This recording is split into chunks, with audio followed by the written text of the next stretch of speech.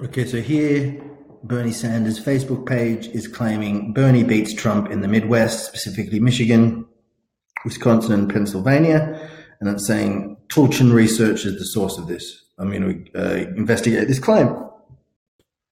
Okay, so when I actually get into the report, yes, they say Trump can be beaten and Bernie Sanders can beat him in these states. They're also emphasizing the unpopularity of Trump in these areas, having people concerned about the election and saying the country is on the wrong track. So whether winning the states or Trump losing is up for debate. Key data here, I think everyone who's been following American politics will understand the significance of.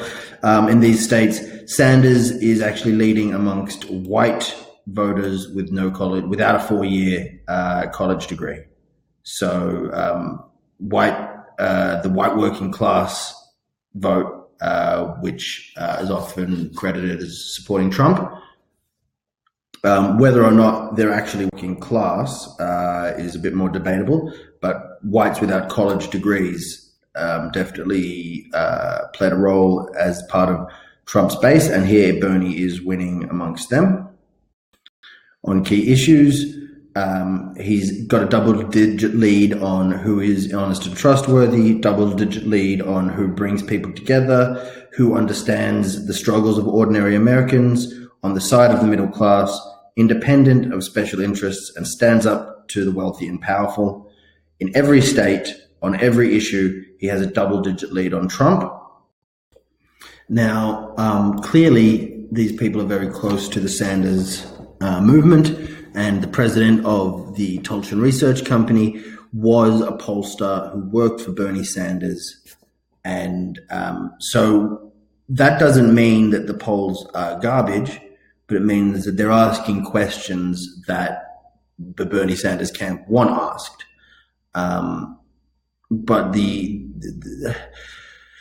question is whether it would be push polling, but I don't think it is push polling. That's where the survey is meant to produce a certain answer and actually change opinion rather than measure it. That can happen in polling, but I don't think that's happened here. On a side note, the primaries in these states may be complicated for Bernie by the rise of Pete Budaj, who is the mayor of South Bend, which is not one of the 3 states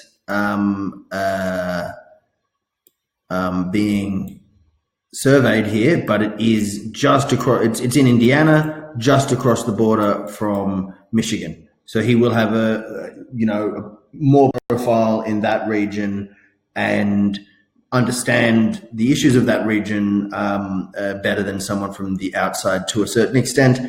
And he's already a rising star. But that is a separate question about whether he would be stronger against Trump in those states, and then how he goes versus Bernie in the primaries there.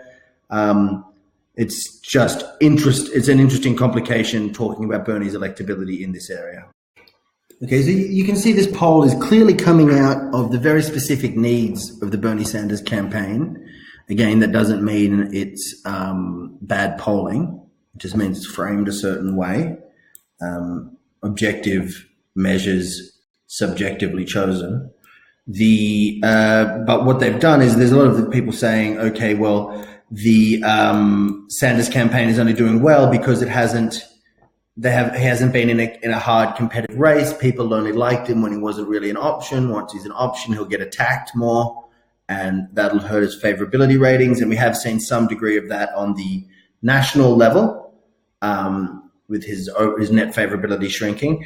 But here, during this poll, they have tried to simulate a general election campaign by exposing people to supportive and critical statements about the candidates, and they found that Sanders' support was, quote, highly resilient to that, continuing to attract majority support and lead Trump by comfortable margins in each of the 3 states. So what they're doing is they're trying to disprove the thesis that Sanders is unelectable, and they're focusing on these key battleground states, and they seem to have done a pretty good job.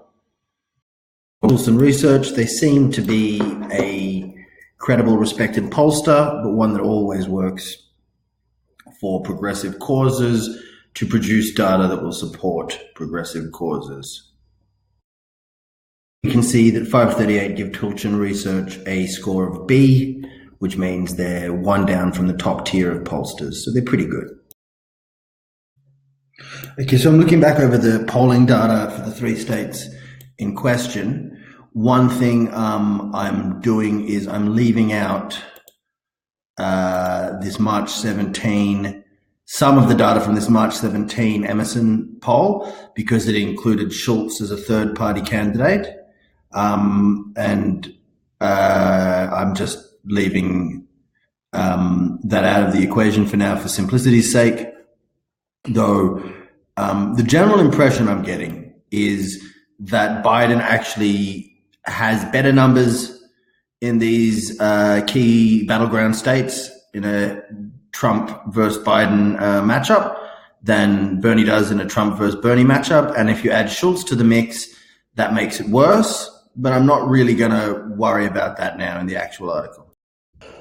Okay, and after looking at that, I'm pretty clear on what my general conclusion is. The polls do show that Bernie is competitive against Trump in these states, but they do not show that he is the most competitive. In fact, they've been specially crafted to leave out Biden, who has been polling more competitively in these states.